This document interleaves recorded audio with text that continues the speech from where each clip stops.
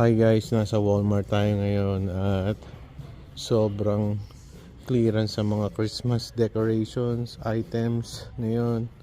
So it's time to buy for next year Christmas. Look at this ornament, 97 cents. I don't know how much yan nung Christmas. At yung mga uh, decoration yan, no? Clearance yan, no? Basta lahat dito clearance, ayan o, clearance o. Mga biskwit o, dati 50% off. For 97 na lang, mga $10 yata yun last Christmas time.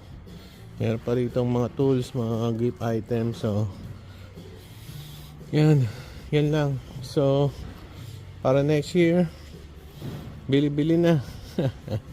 Okay, basta tayo. Valentine's Day, oh. Valentine's Day na sila.